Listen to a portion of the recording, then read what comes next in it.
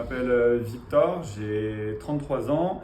Mon parcours d'entraîneur a commencé au club de La Rochette il y a une dizaine d'années maintenant. Je suis passé par, entre autres, le club du Val de l'Est aussi où j'ai entraîné quelques années et j'ai commencé mes formations d'entraîneur. Et je suis aujourd'hui depuis 3 ans et demi responsable du secteur jeune et entraîneur de la Nationale 2 au club de la mode Servolex.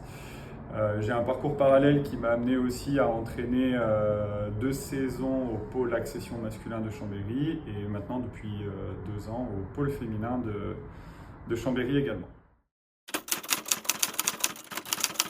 Alors, au sein du comité, je suis responsable de la filière féminine. Ça consiste, il y a 3 missions principales autour de tout ça. Déjà la détection des jeunes joueuses au sein de notre territoire. C'est des joueuses qui sont en 5e pour la première année du comité, donc qui sont encore pour la plupart en moins de 13, et puis en 4e pour l'année compétitive. Il y a l'accompagnement des jeunes entraîneurs qu'on a dans notre équipe départementale, où là mon objectif ça va être de entre guillemets former les entraîneurs autour de cette équipe-là. Et puis il y a tout simplement l'entraînement des joueuses et puis le management en compétition.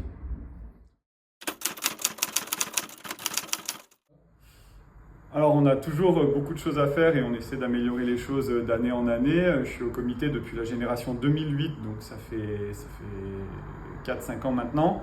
Je pense que de manière générale, si on voulait sportivement être meilleur, il faudrait peut-être que déjà au niveau du territoire de la Savoie, le niveau de compétition de la filière féminine soit un petit peu plus, qu'il y ait plus de compétition déjà entre les clubs encore. Il faudrait bien sûr qu'on augmente encore le nombre de licenciés au niveau des filles par rapport au club, par rapport à l'ensemble du territoire.